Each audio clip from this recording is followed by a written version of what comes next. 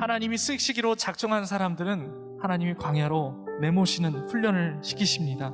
성경에서 사울 왕은 광야를 경험하지 않았지만 다윗은 광야를 경험했습니다. 밑바닥을 경험했습니다.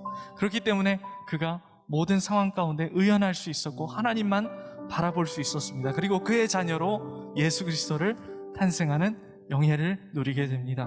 우리가 코로나로 인해서 각자의 질병으로 인하여 쳇바퀴 도는 듯하고 밑빠진 독에 물 붓는 듯한 상황을 경험하시는 분들이 있으시다면 이 시간 진짜 광야를 경험하시고 말씀을 통해서 자유함을 얻으시는 귀한 하루가 되었으면 좋겠습니다. 나의 길 오직 그가 아시나니 나를 발견하신 후에 내가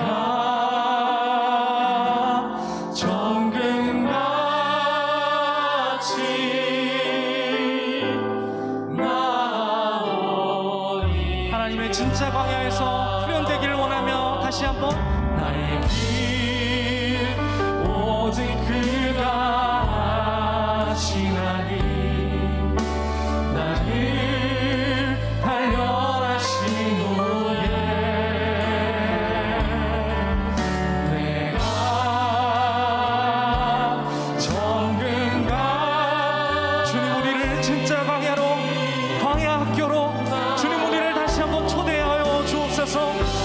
나의 길 오직 그가 아시나니 나의 길 오직 그가 아시나니 나를 발견하신 후에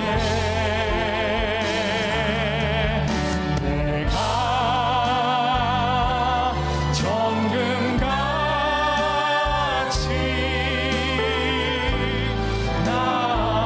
주님은 항상 선하신 목자가 되십니다. 예수 내 선하신 예수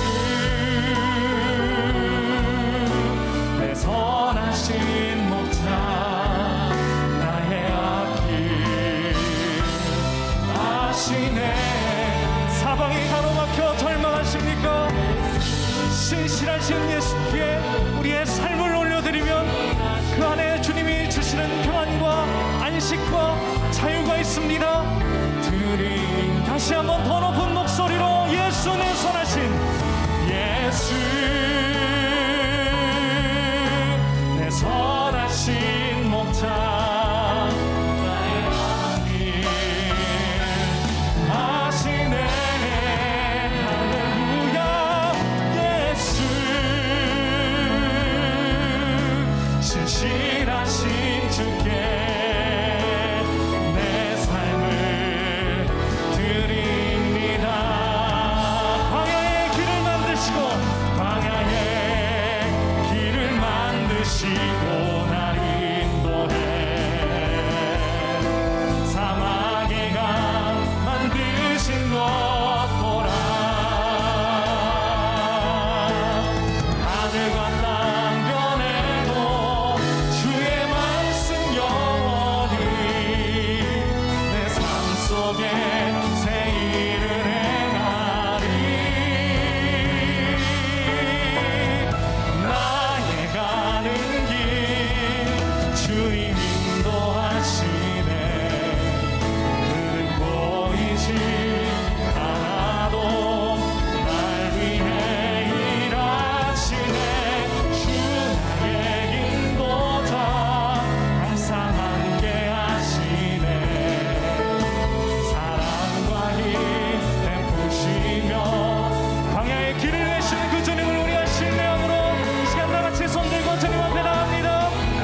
광야의 길을 만드시고 광야의 길을 만드시고 나를 이 40년 동안 내게 광야 길을 걷게 하신 것을 기억하라.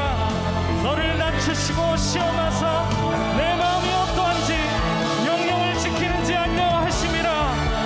연애도 주의 말씀 영원히 내 삶 속에 새 일을 행하리. 마지막으로 나의 가는 길 나의 가는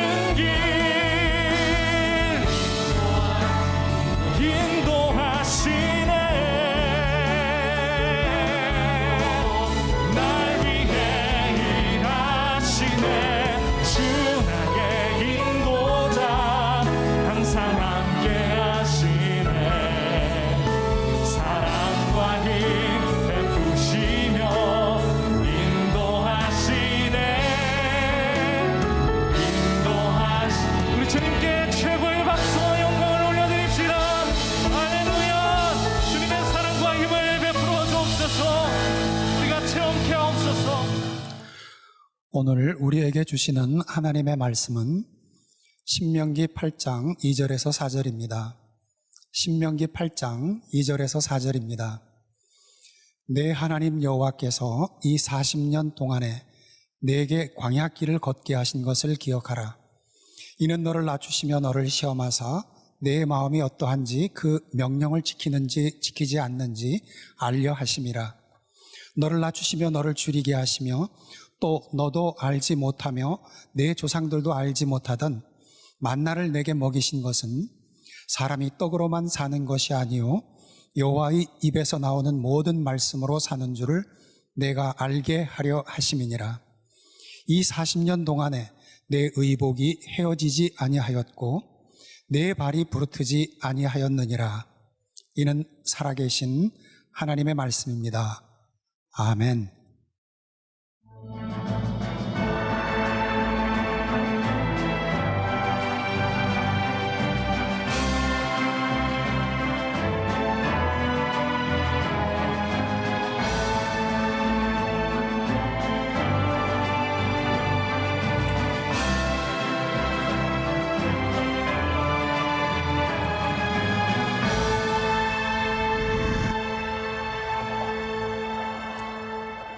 오늘 말씀의 제목은 찐 광야입니다. 진짜 광야. 자, 여러분들에게 오늘 말씀을 나누기 전에 이전까지 4개의 광야를 한번 다시 리마인드 해보겠습니다. 첫 번째 광야가 뭐였죠? 가나안 땅에도 광야는 있다. 아브라함의 이야기를 우리들이 배웠어요. 두 번째, 광야에서 흘리는 눈물. 그 말씀의 주인공이 하갈과 이스마엘이었습니다. 세 번째 시간에는 광야 구덩이라고 하는 표현을 통해서 우리들의 삶에 광야 구덩이가 있다. 요셉의 이야기를 우리들이 나누었습니다. 지난주는 아무도 기억하지 않는 잊혀진 광야에서 모세를 부르시는 소명에 대한 이야기를 나누었습니다. 오늘은 5번째 찐 광야라고 하는 제목으로 말씀을 나누게 됩니다.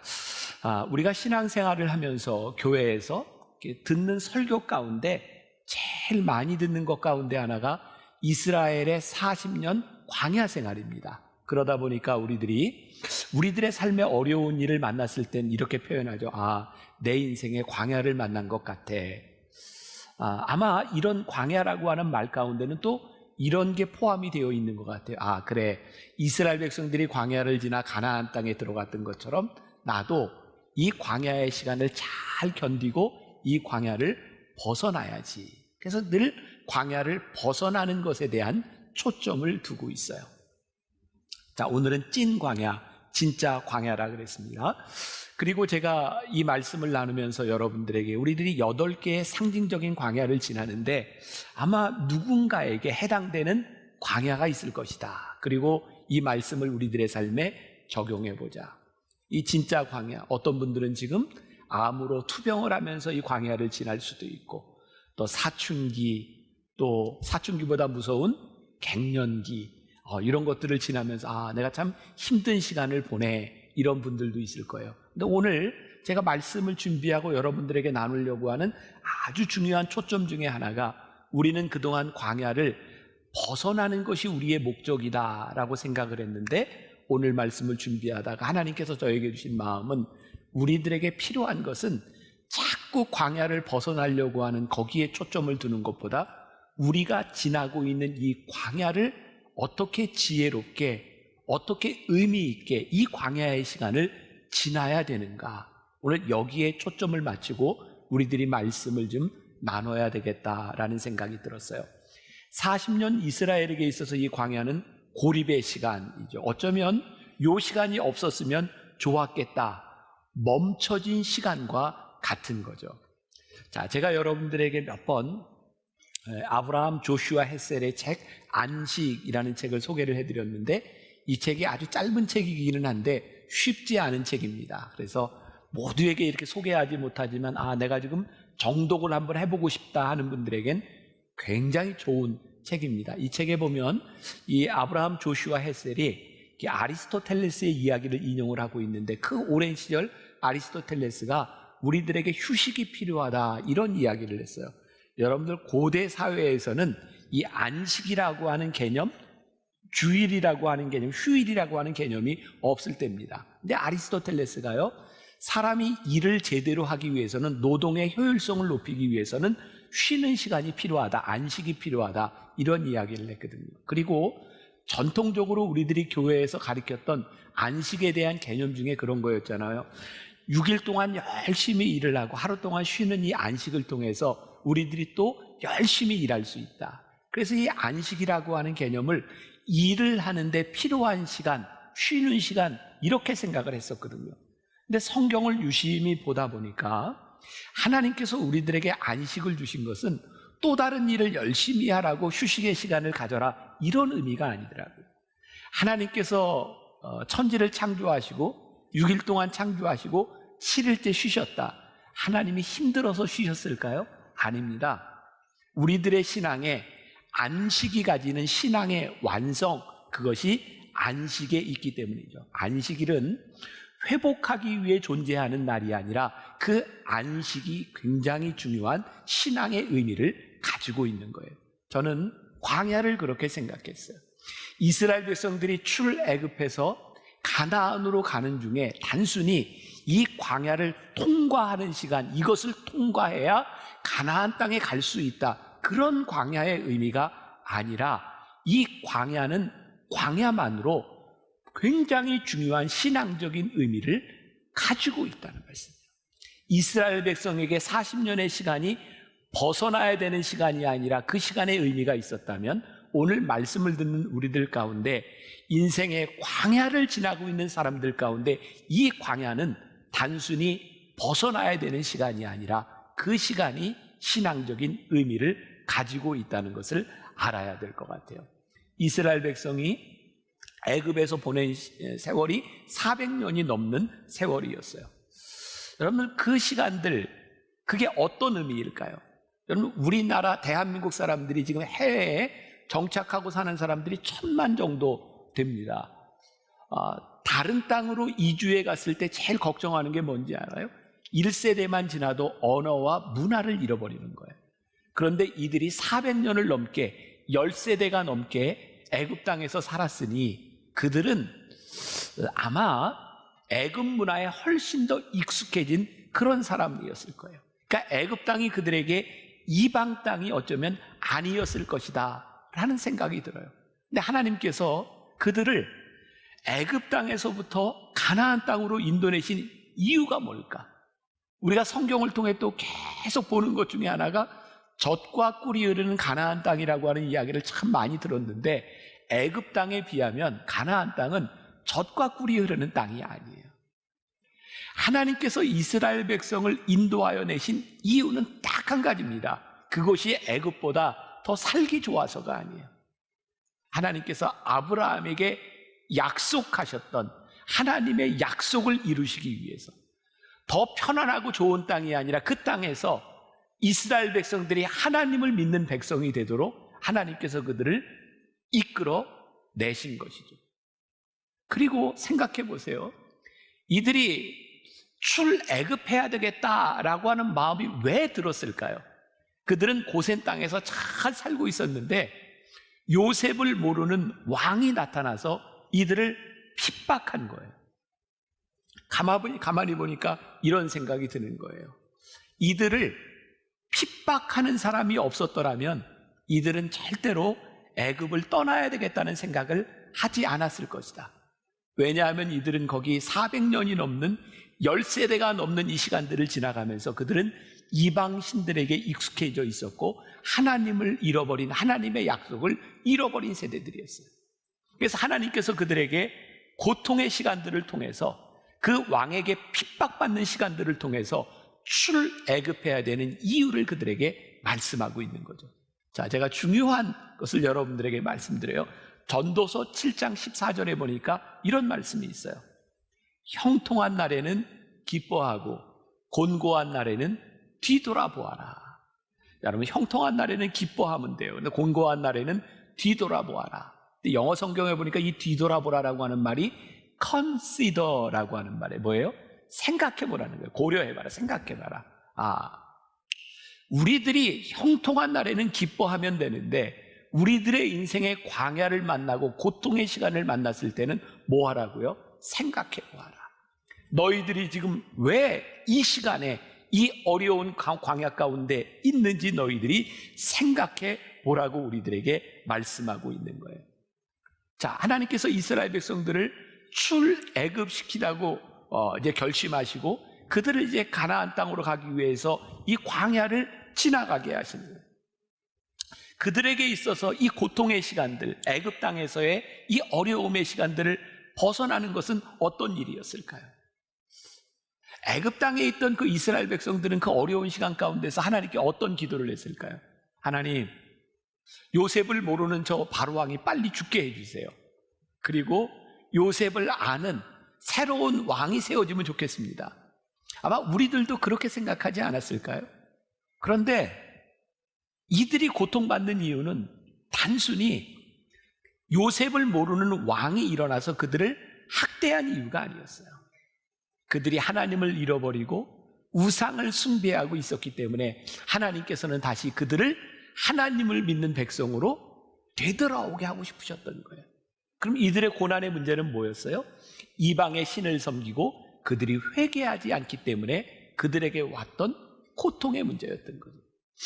우리의 인생의 광야의 시간 가운데 그 이유를 안다면 우리들의 해답을 찾을 수 있지 않겠습니까? 자, 이제 이스라엘 백성은 출애굽하기 위하여 하나님의 인도하심을 따라 찐 광야, 진짜 광야로 들어가게 됩니다. 자, 40년 광야를 가만히 보세요. 그 안에서 성경에 보니까 이스라엘 민족이 얼마나 그 광야를 벗어나기 위해서 애쓰고 기도했는가. 근데 하나님께서는 이스라엘 백성들이 기도하는 기도를 들어주시지 않더라고요. 그런 생각을 하게 되었어요. 아, 하나님은 이스라엘 백성들이 광야를 벗어나는 것이 문제가 아니라 이 광야 가운데서 정신을 차리고 하나님의 백성이 되기를 원하셨구나. 그러니까 우리들이 인생의 광야, 진짜 광야에 들어섰을 때 우리들이 기도해야 될 것은 뭐냐면 이 고통을 벗어나는 것이 아니라 이 안에서 우리들이 어떻게 하나님의 백성이 될 것인가를 먼저 생각해야 되는 거죠. 회개하지 않으면서 하나님께 돌아오지 않으면서 광야를 벗어나게 해달라고 하는 기도가 응답되지 않는다는 거예요.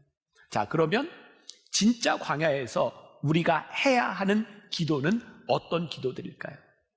이스라엘 백성들은 광야에서 자신들이 원하는 기도에 대하여 응답이 없을 때마다 그들은 하나님께 원망해요. 자, 저는 정말 설교 준비를 할 때마다 하나님이 기가 막히게 하나님이 예비하셨구나라는 것을 느끼게 되는데, 사실 제가 이 원고를 1년 전에 써놨거든요. 그리고 이 설교를 이렇게 준비하는데 내년도에 제가 성경 통독을 여러분들과 함께 하자 그러면서 제가 안 틀리고 성경을 좀 읽어보려고 성경을 정독해서 읽고 있어요, 다시. 그런데 지금 이 말씀을 제가 준비하는 중에 다시 말씀을 전하려고 하는 중에 제가 민수기, 레위기, 출애굽기를 그때 제가 이렇게 보게 된 거예요. 그리고 민수기를 보면서 정말 놀랐던 게 어쩌면 이 민수기 말씀 가운데 이스라엘 백성들이 원망하는 얘기가 그렇게 많은가. 여러분, 민수기의 주제는 원망이더라고요, 원망. 근데 그들이 언제 원망하는지 아세요? 그들의 기도가 응답되지 않고 그들이 원하는 것이 이루어지지 않을 때 그들은 끊임없이 원망해요. 그들은 자기들이 원하는 대로 응답을 받고 싶었는데 하나님은 늘 하나님의 뜻대로 이스라엘 백성을 인도해 갔어요. 여러분, 광야에서요, 그들이 원하는 응답을 받은 것이 아니라 하나님의 뜻대로 인도해 가시는 것을 광야에서 그들이 보게 되더라고요. 제가 가끔 설교하면서 그런 얘기하죠. 제가 말씀을 준비하면서도 어떻게 사람이 이런 말을 할 수 있을까? 이 주옥 같은 말들. 제가 어제도 새벽에 이렇게 말씀을 이렇게 준비하다가 한 문장을 이렇게 썼는데 깨닫게 된 게 있어요. 이들이 응답되지 않는 응답을 경험하고 있구나. 이거 굉장히 감동할 줄 알았는데 이게 참 제 마음이 또 아프네요.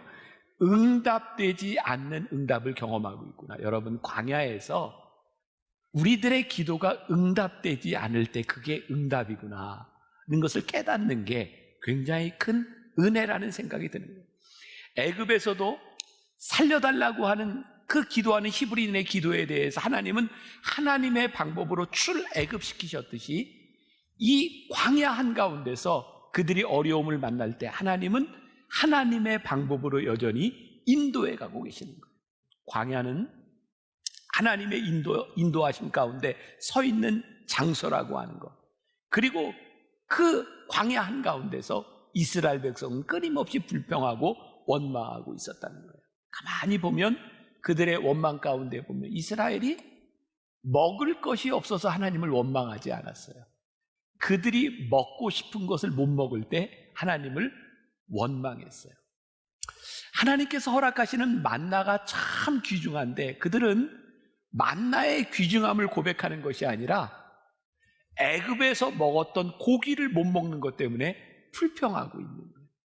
여러분, 우리의 인생의 광야에서 우리들이 무엇을 불평하고 있는가를 보시라고요. 자, 민수기 11장 33절과 34절 말씀 같이 한번 읽어봅니다. 자, 시작. 고기가 아직 이 사이에 있어 씹히기 전에 여호와께서 백성에게 대하여 진노하사 심히 큰 재앙으로 치셨으므로 그곳 이름을 기브롯 핫다와라 불렀으니 욕심을 낸 백성을 거기 장사함이었더라. 자, 그들이 하나님께 원망하면서 고기를 먹고 싶어요 그랬더니 하나님이요 화가 나서 그들의 기도에 응답해 주셨어요. 그래서 밤새 바람이 불게 하셔서 이 메추라기를 진영 이곳저곳에 가득 주셨거든요. 그런데 그들의 고기가 이 사이에 씹히기도 전에 거기서 그들이 하나님의 저주를 받아 죽습니다. 그리고 그곳 이름을 기브롯 핫다와라, 탐욕의 무덤이라 이렇게 부르죠. 여러분, 진짜 광야에서 우리는 무엇을 경험하는지 아세요? 우리의 신앙을 점검하게 돼요. 우리가 하나님께 바라는 것이 옳은지 하나님이 우리들에게 바라는 것이 무엇인지를 분별하게 돼요. 자, 진짜 광야에서 우리들이 어떤 신앙을 점검한다고요?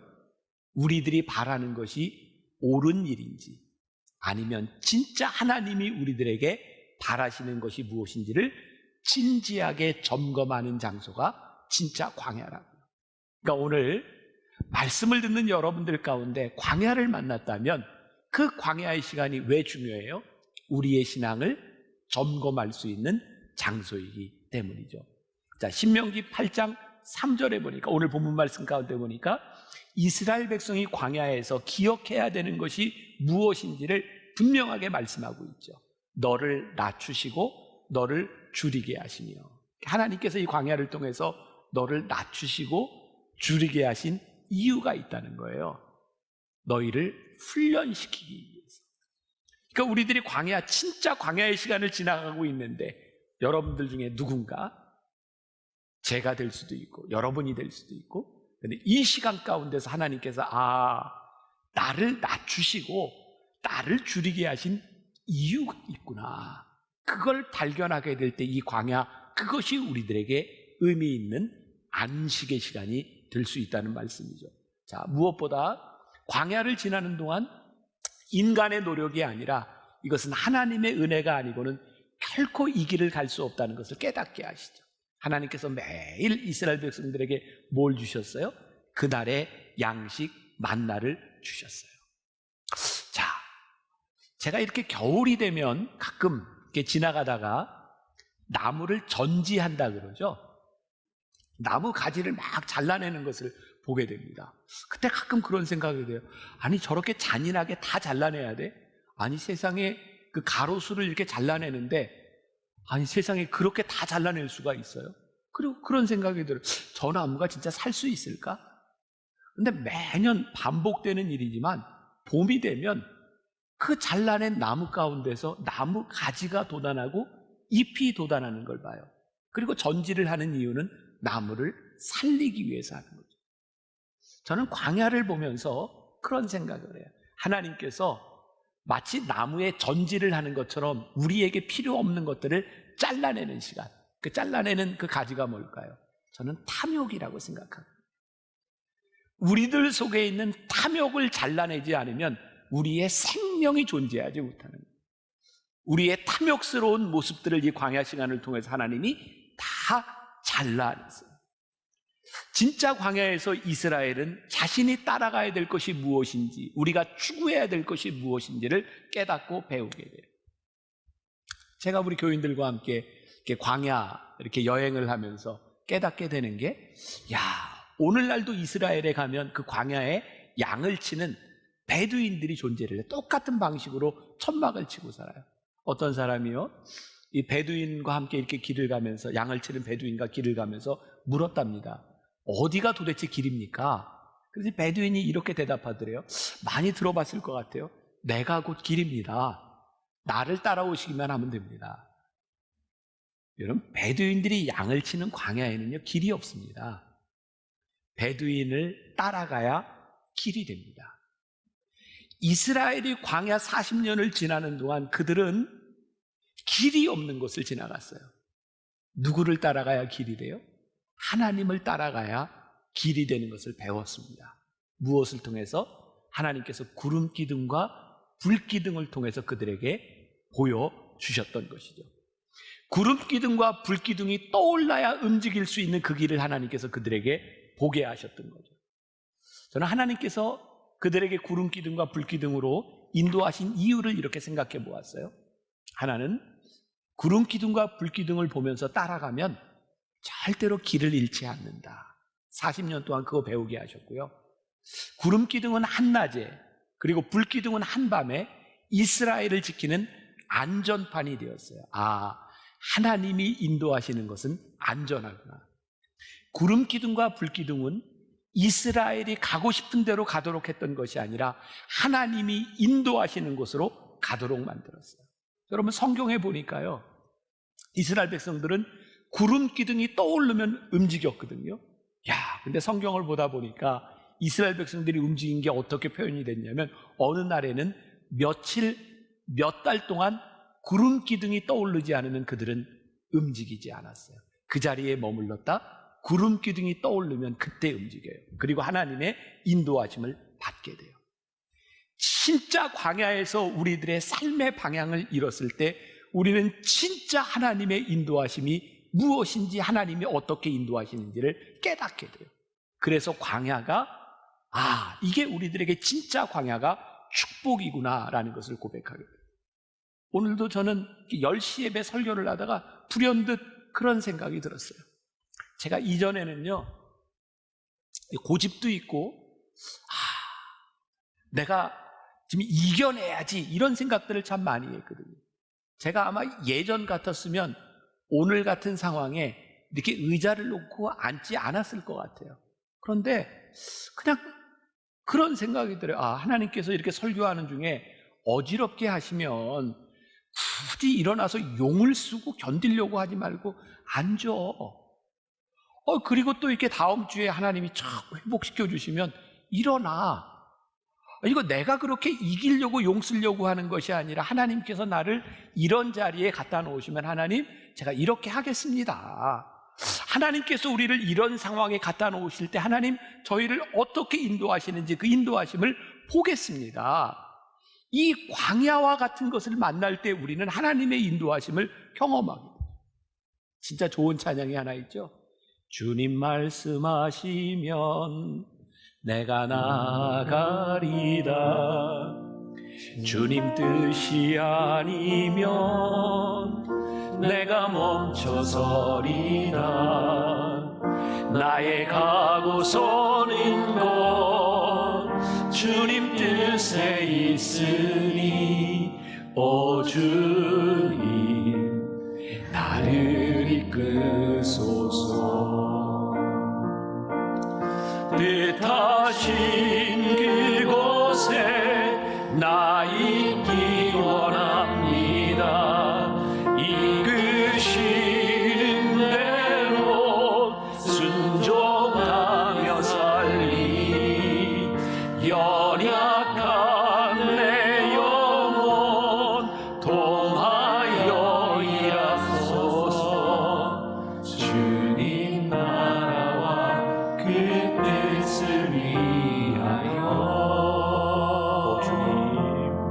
오 주님 나를 이끄소서. 기가 막힌 찬양 아니에요? 주님 말씀하시면 내가 나아가리다. 주님 뜻이 아니면 내가 멈춰서리라. 이걸 어디서 배워요? 우리의 인생의 진짜 광야에서 이 놀라운 신앙을 우리들이 배우게 돼요. 자, 이제 조금 사건의 시간을 뒤로 돌려보겠습니다. 홍해를 건너던 시점으로 좀 옮겨갈게요. 다 옮겨오셨어요? 자, 우리 홍해를 건너는 그 앞에서 우리들이 봐야 될 것이 있습니다. 이스라엘 백성이 홍해를 건널 때 저는 참 흥미롭다는 생각을 했는데, 그 홍해가 갈라진 기적은요, 이스라엘 역사에서도 굉장히 중요하고요, 끊임없이 그 자녀들에게 이야기하는 하나님의 놀라운 기적이에요. 하나님께서 너희를 홍해를 건너게 하셨다. 그런데 이스라엘 백성들이 출애굽해서 처음 홍해 앞에 이르렀을 때 이스라엘 백성은요, 홍해를 갈라지게 해달라고 하나님께 기도하지 않습니다. 더 놀라운 것은 모세도 홍해가 갈라지게 해달라고 기도하지 않습니다. 그들은 단지 홍해 앞에서 원망하고 있었어요. 모세를 향해서 너희들이 왜 우리를 여기까지 우리를 끌고 와서 물에 수장을 시키고 애굽 사람들에게 죽게 만드는가? 그들은 홍해가 갈라지게 해달라고 기도하지 않았습니다. 홍해는 하나님이 가르신 거예요. 자, 히브리서 11장 29절에 보니까요, 이렇게 말씀이 되어 있다. 보겠습니다. 같이 봅니다. 시작. 믿음으로 그들은 홍해를 육지같이 건넜으나 애굽 사람들은 이것을 시험하다 빠져 죽었으며. 믿음으로 홍해가 갈라진 것이 아니라 그들은 그렇게 기도하지도 않았어요. 하나님께서 가르신 홍해를 그들이 믿음으로 건넜다고 되어 있어요. 이게 무슨 의미일까요? 그들은 홍해 앞에서 홍해가 갈라진다고 하는 걸 꿈도 꾸지 못했어요. 그건 사람이 생각할 수 있는 일이 아니었어요. 그들은 단지 원망했을 뿐입니다.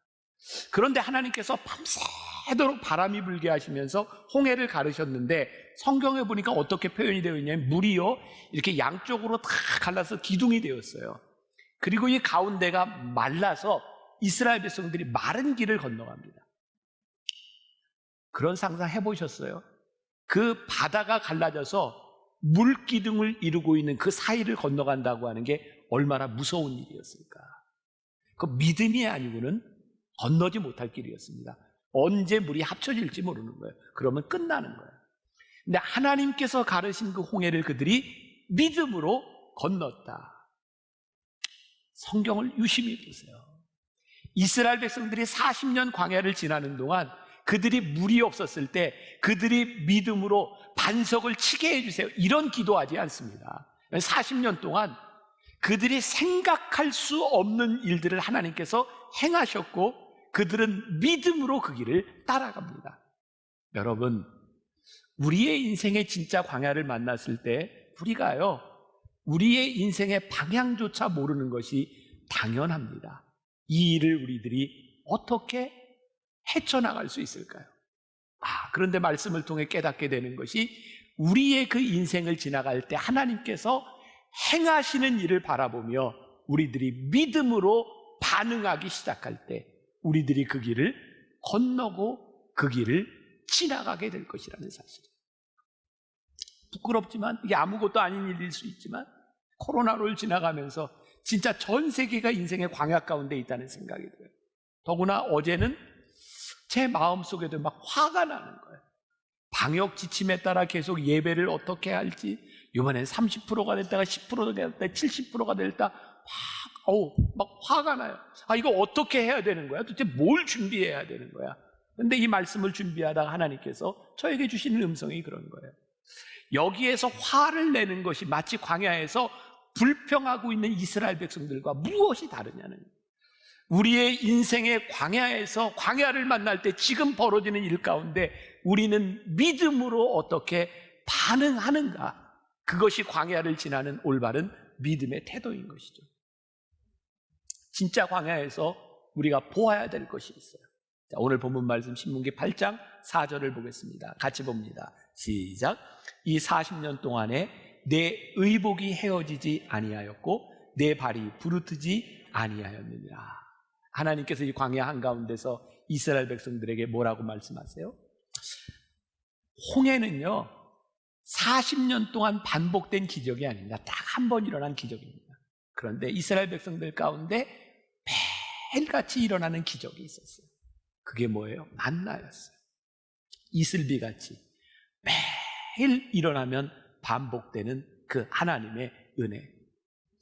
그렇지만 하나님의 은혜가 그들의 욕망을 채워주지 않았어요. 그래서 그들은 계속 불평하죠. 왜 내가 이 모양 이 꼴이냐고. 그리고 내가 애굽에 있을 때에는 이런 고기도 먹고 내가 원하는 것을 이룰 수 있었는데 내가 왜 이 모양 이 꼴이냐고.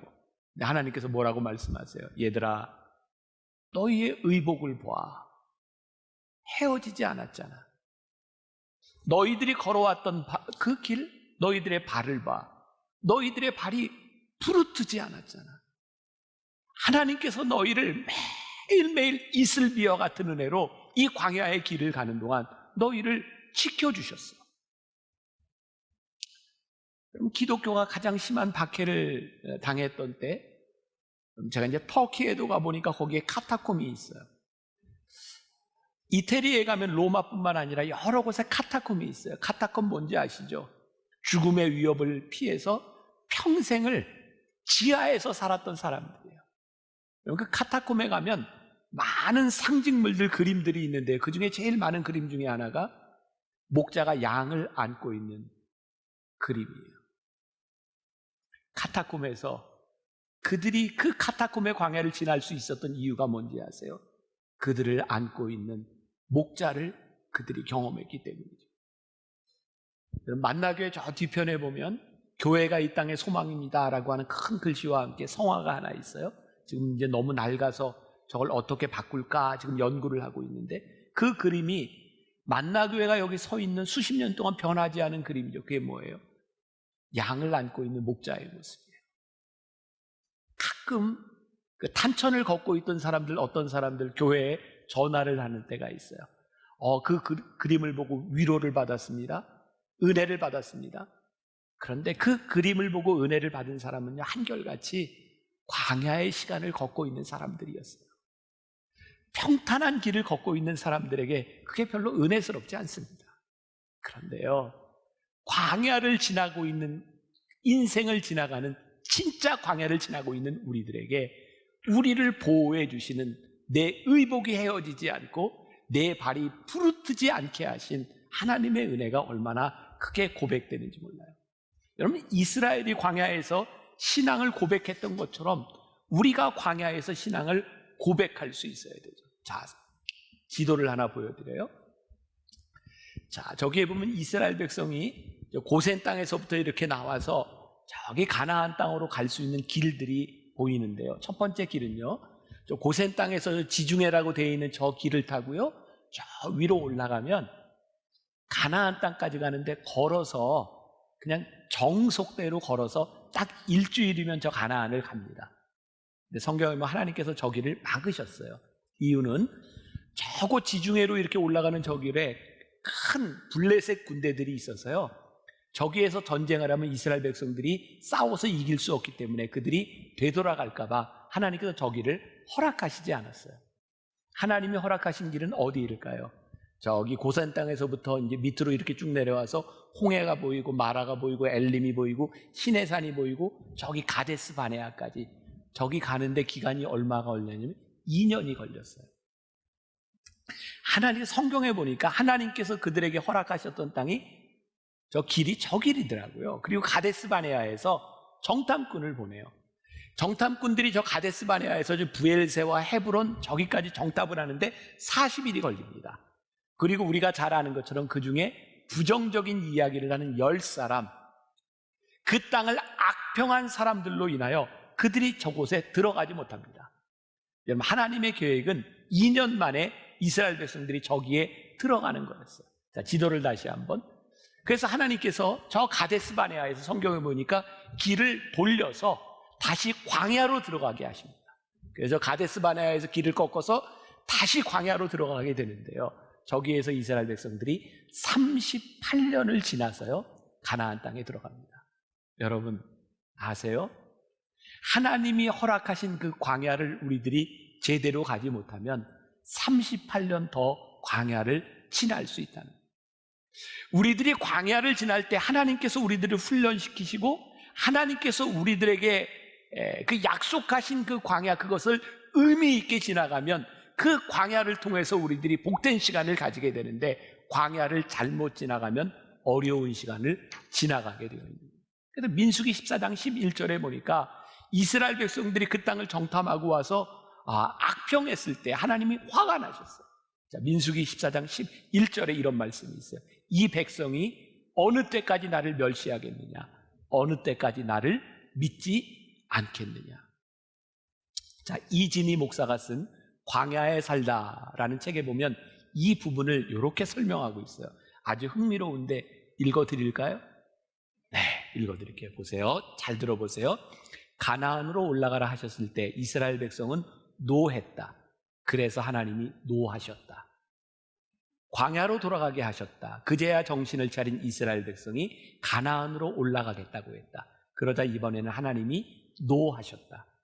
그럼에도 불구하고 이스라엘 백성은 가나안으로 올라갔다. 그러나 대패하고 말았다. 하나님이 노하셨던 것이다. 하나님이 노하시면, 그리고 하나님을 노하시게 하면 우리가 아무리 애쓰고 노력해도 가나안에 들어가지 못한다. 여러분들이 저와 이제 성경 통독을 내년도에 하면서 이 부분을 열심히 들어보세요.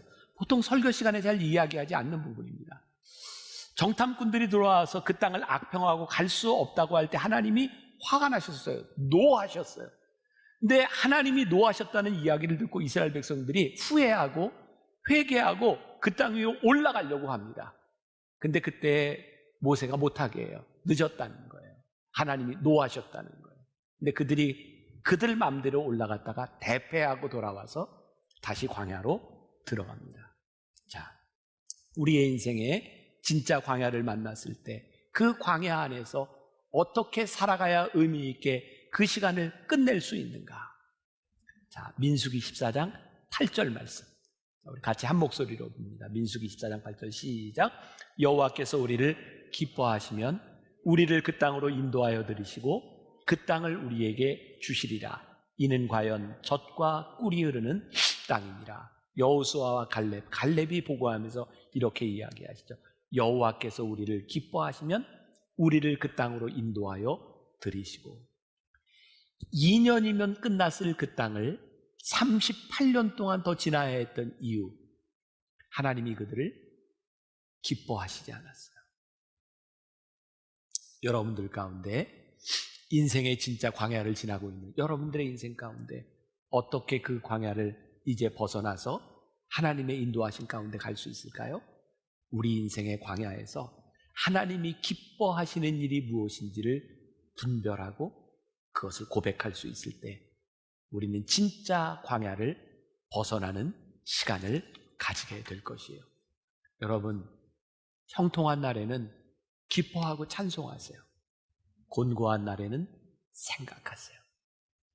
이 광야에서 어떻게 하면 하나님이 기뻐하시는 삶을, 하나님이 기뻐하시는 일을 우리가 할 수 있을까?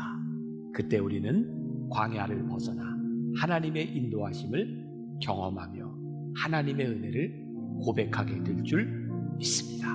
오늘 우리들이 함께 찬양할 때 여러분들에게 이렇게 찬양하고 기도할 시간을 이렇게 드리는데, 우리들의 인생의 광야 가운데서 하나님 기뻐하시는 일이 무엇일까요? 그렇게 기도하고 싶은 분들은 기도하시고, 이 찬양의 가사가 너무 좋아서 제가 한 2개, 3개 찬양을 연속해서 함께 부르게 될 텐데, 그게 너무 좋고 감사하다면 이렇게 찬양을 부르면서 여러분들이 광야를 이렇게 지나가도 괜찮아요. 우리 먼저 광야를 지날 때 먼저 찬양하며 우리 기도하고 또 함께 믿음을 고백하면 좋겠습니다.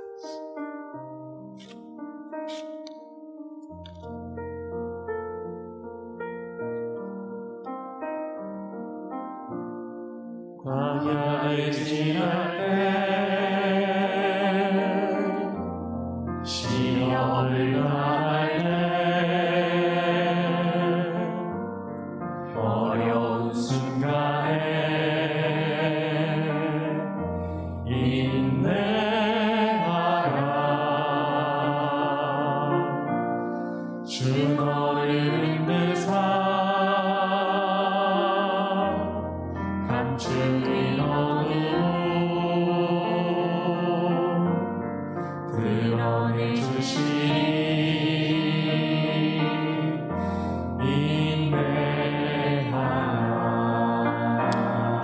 안에서 주 안에서 인내하라 인내하라 기뻐하라 감사하라 기뻐하고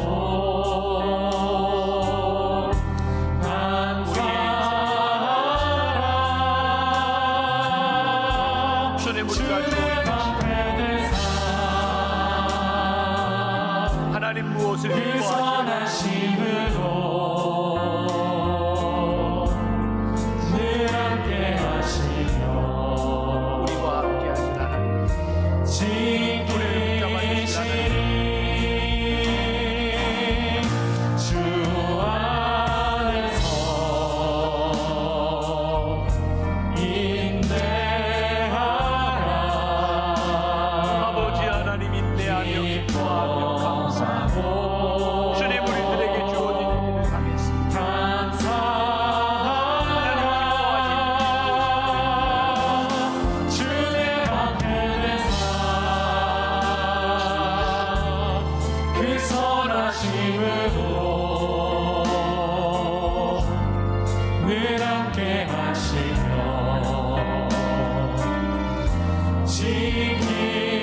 지키시니 주 안에서 인내하라 주 안에서 인내하라 기뻐하고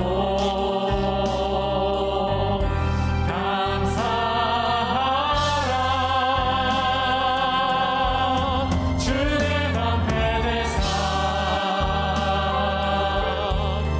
그 선하심으로 늘 함께 하시며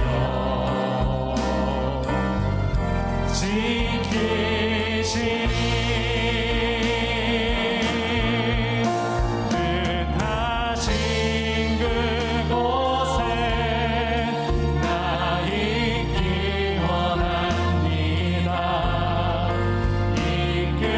이끄시는 대로 순종하며 살리기 연약한 내 영혼 통하여 일하소서 주님 나라와 그 뜻을 위하여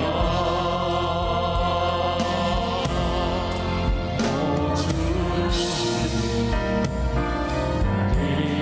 들이키소서 말씀하시며 내가 주님 말씀하시며 내가 나가리다 주님 뜻이 아니면 내가 멈춰서리다